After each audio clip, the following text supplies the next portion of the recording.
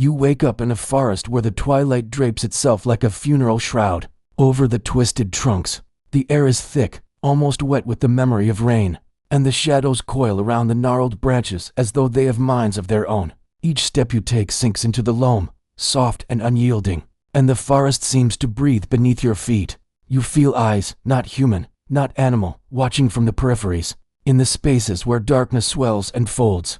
The scent of damp moss and decayed leaves fills your lungs, and with it comes a subtle, insistent unease, a whisper that slithers across your skin like the brush of invisible fingers. What secrets linger in these corners of the world that men have long forgotten? What voices have been silenced beneath the soil, and what figures still move, unseen, among the trees?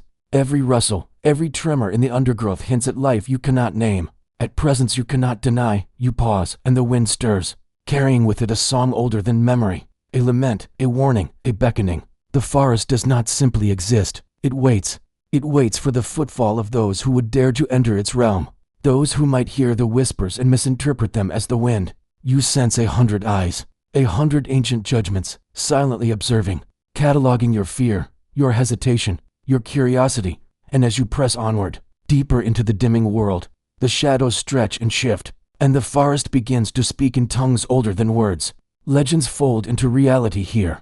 The veil is thin. You are not merely walking among trees, you are walking among memory, among myth, among spirits who linger because humans forgot how to look. Every heartbeat is amplified, echoing in the hush, and you realize the night itself is alive, waiting to pull you further into its stories. You step closer to the river, and the water is not merely water. It is a mirror of the past, dark and restless, carrying the murmurs of spirits who have lingered since before the first village rose.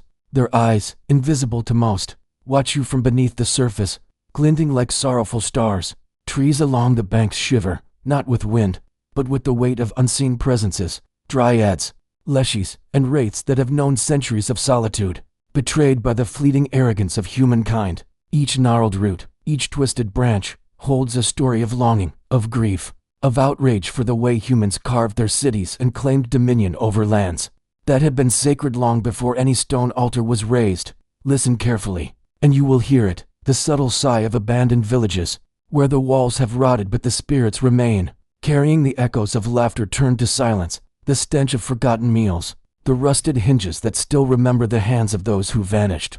You wonder, as the wind bends the reeds at the river's edge, how we could live so blind, so deaf, to the silent protests of the world we inherit. Are we not trespassers, walking boldly over centuries of grief, unseeing, unthinking?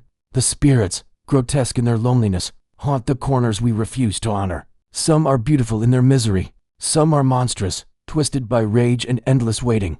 They wait because we cannot see them, because we ignore the weight of their watchful patience, and because we have forgotten that the natural world is alive in ways that humans rarely survive to comprehend. Every snap of a twig, every shiver of reeds against the water, carries a message, subtle, mournful, almost imperceptible. Is it warning or lamentation? Perhaps both. And as you venture further into the dim corridors of the forest, you begin to feel the brush of intangible hands, the fleeting pressure of attention that demands acknowledgement. Somewhere beyond the dark, the first stories of human encounters are waiting, where curiosity and hubris collide with spirits who have no mercy for forgetfulness.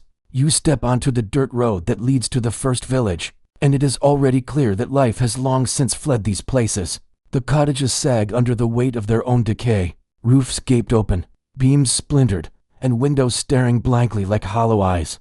The fields, once sown with care, lie in twisted chaos, wheat blackened, vegetables swollen with rot, and the scent of death thick in the air, pungent and insistent. Here, the silence is heavy, almost sentient, pressing against your chest as though the village itself is mourning, not just for the departed, but for the living who ignored the rules carved into the bones of the earth.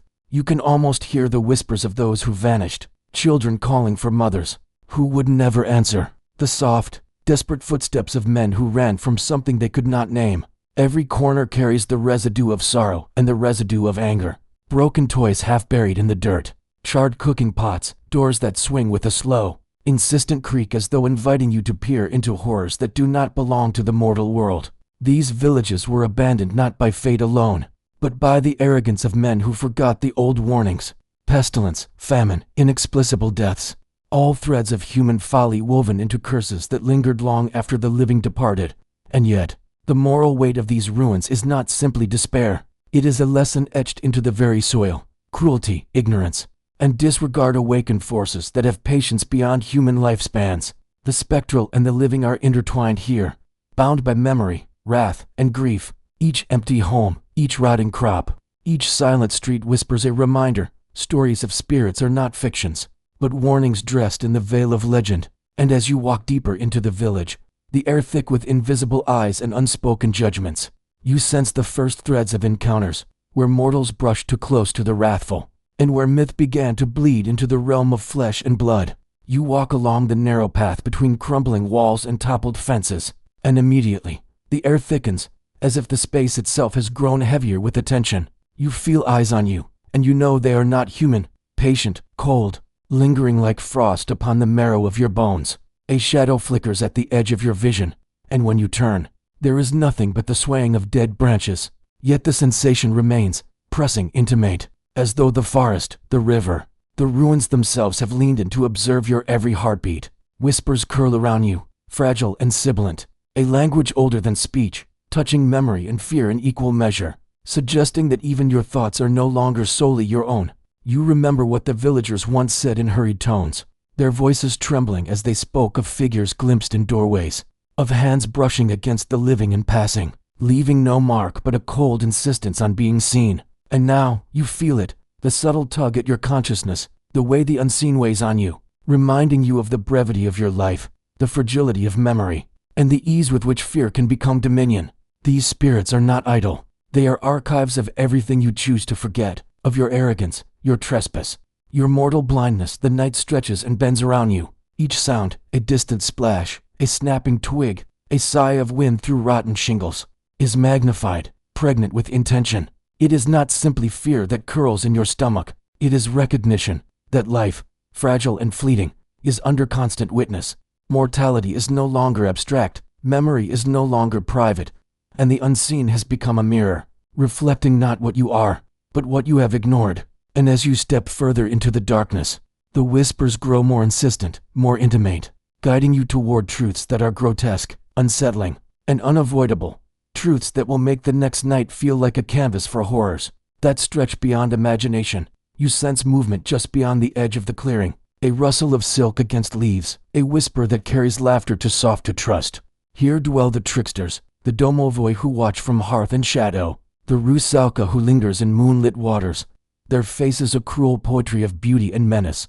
They are neither good nor evil, but mirrors of human folly, reflecting desire, curiosity, and the arrogance of thinking one can command what cannot be tamed. You feel drawn toward them, yet every step closer tightens the coil of danger round your chest, a reminder that fascination often precedes ruin.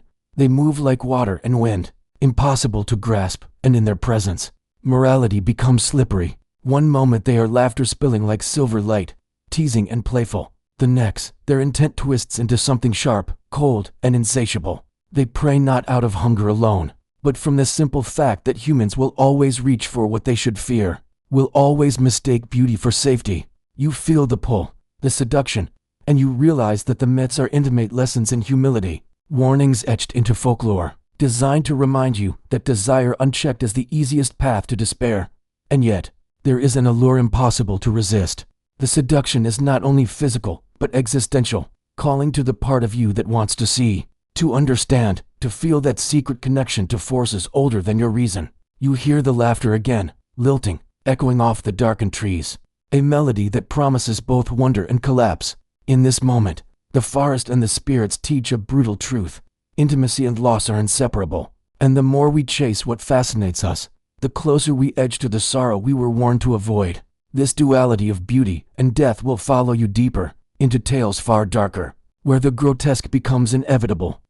The mist rises like a living thing, curling between trees, thickening with each step until the world narrows to a gray, trembling corridor. Shapes writhe within it, shadows that slither across the undergrowth, elongated and unnatural, some bending impossibly around the trunks as though the forest itself is breathing. You hear it then, wails, high-pitched and ragged, cutting through the fog like knives of sound. They are not human, yet they carry the weight of human despair, echoing with grief, shame, and a bitterness that predates your existence. You try to look away, to ground yourself in reason, but the mist refuses mercy. It pulls you deeper, insists you see, insists you feel the frailty of your flesh against the vast, patient forces of the unseen. Each heartbeat drums against your ribs like a warning. The fog clings to your skin, to your clothes, to your thoughts, and in it, you feel every shame you have ever carried magnified, every lie, every failure, every transgression. Mortality becomes immediate, raw. The fear of being forgotten, of leaving nothing behind, is sharpened by the keen awareness that the forest remembers everything. It remembers the arrogance of those who ignored its rules, the cruelty that invited spirits into mortal realms, the folly of thinking power could separate man from the world that surrounds him. Here, in the mist, the grotesque is ordinary. Twisted roots resemble faces frozen in screams. Pools of water reflect not your visage but fractured fragments of memory and fear. And the wind carries laughter that is equal parts amusement and malice.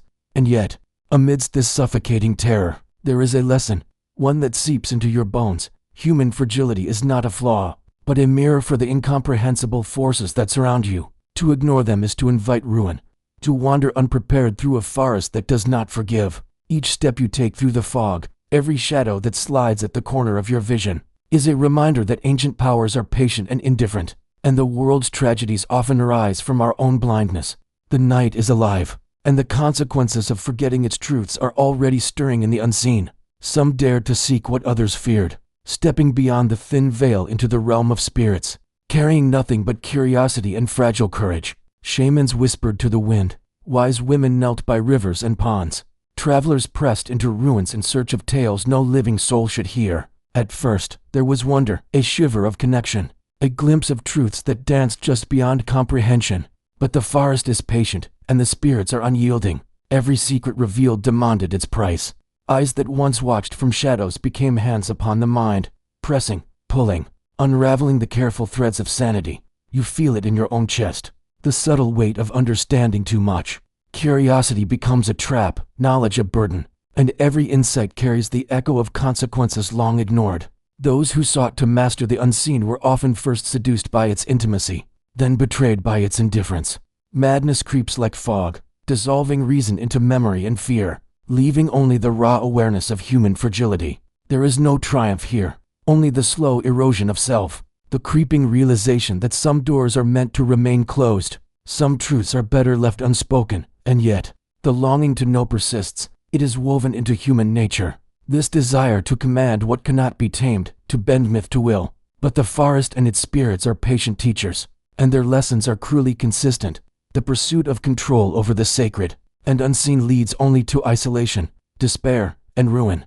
Every mind that dared peek behind the veil serves as a warning that forbidden knowledge is never free, and the price is always measured in something far dearer than gold.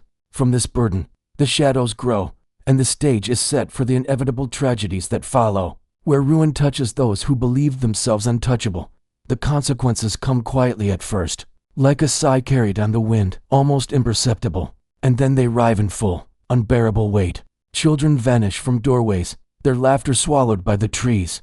Families crumble, torn apart by sickness, despair, or the inexplicable cold that seeps into hearts. Houses stand empty, their walls echoing with cries that belong to no living voice, while shadows twist unnaturally across floors and fields, bending as though mocking the fragile shape of human life. You can feel the grief in the air, a tangible pressure that settles on your shoulders and refuses to lift, a mourning older than any memory you possess. You watch as people falter beneath the incomprehensible, as reason frays and hope disintegrates like ash in a storm. There is no hand to grasp, no justice to appeal to, only the relentless testimony of the unseen, reminding humans of their impotence. Mortality becomes grotesquely immediate here. The loss of a child, the hollowness of a home, the silence that follows every unanswered scream, every ruin, every shadow, every whisper of wind speaks a language of warning. But the weight is felt only by those who dared to trespass or to ignore the old ways. And in that slow collapse, a strange understanding emerges. Grief, horror, and despair are not mere punishments but mirrors. They reflect the arrogance, the cruelty, the negligence of humans who believed themselves sovereign. To face these incomprehensible forces is to confront the raw truth of vulnerability, that life is fragile, fleeting, and often overshadowed by powers beyond comprehension. The forest, the spirits, the very land itself mourn alongside you, their sorrow intertwining with yours, guiding your mind toward a reflection that is both terrible and necessary. The myths were never simply stories. They are the memory of loss, the echo of ruin, and the cautionary wisdom carved into the bones of the world. In the silence that follows ruin, there is a lesson whispered through the rustling leaves and the sighing wind. The myths of spirits, of vanished villages and wailing forests, are not idle tales. They are memory incarnate, warnings etched into the marrow of the world, teaching what arrogance cannot. You begin to understand that humility is not weakness, but survival. To respect the land, the rivers, the trees, and the unseen forces that dwell within them is not piety. It is wisdom born of fear, sorrow, and observation. Every story of loss, every account of despair, is a ledger of consequences, recording human folly with unflinching clarity. You feel the weight of it pressing against your chest, the knowledge that cruelty and neglect ripple far beyond the moment of action. A child taken by the forest, a home left to rot, a spirit awakened by ignorance, each is a testament to the invisible threads that bind human choices to the unseen world. The forest remembers, the waters remember, the wind carries the echo of every misstep. And in recognizing this, you sense the moral of the legends, that life is fragile, that power is ephemeral, and that our actions are never truly isolated. There is a cruel poetry in it, horror and instruction intertwined, grotesque imagery folded into ethical truth, so that the terror of witnessing is inseparable from the lesson learned. And yet, there is a strange solace here. The myths endure because memory endures, and in memory lies the chance for reflection, for humility, for change. By listening, by acknowledging, by carrying the weight of these stories, you honor both the living and the dead. The forest does not forget, but neither does it hate beyond measure. It waits, observes, and teaches, offering a chance for understanding amidst the darkness. And as the shadows thin and the whispers fade into something like quiet, you realize that fear is not merely punishment, it is guidance, a compass pointing toward the careful, deliberate reverence that humans too often neglect. The forest waits, always. Its shadows stretch long and patient, folding over roots and ruins, over rivers and empty cottages. The spirits linger in corners you cannot see, their eyes tracing the paths of the living, their sighs woven into the wind that carries the scent of decay and memory. Nothing is forgotten here. Every cruelty, every misstep, every act of arrogance is etched into the soil, into the gnarled bark, into the very mist that curls like fingers round your ankles. You realize that the forest is not cruel. It is witness, judge, and teacher, holding the weight of human frailty with unyielding patience. And you understand, finally, why the tales endure. The vanishing children, the ruined villages, the wailing spirits, they are not relics of imagination, but reflections of our own capacity for neglect, fear, and folly. The forest mirrors our mortality, our fragile lives, and the shadows we leave behind. You feel a quiet sorrow, a reverent unease, knowing that these lessons are alive, watching, waiting for those who will enter without care. To walk here is to remember that life is temporary, that power is fleeting, and that every act carries consequence beyond comprehension. So you step softly, carrying the weight of the stories, the whispers, the grief. The forest never forgets. And as night deepens, you feel the silence pressing close, a reminder that some truths are inescapable, some eyes unblinking, some lessons eternal. The wind sighs through the trees, a closing whisper that mirrors the first. You are not alone, yet you are always observed, and the shadows will remain long after you are gone.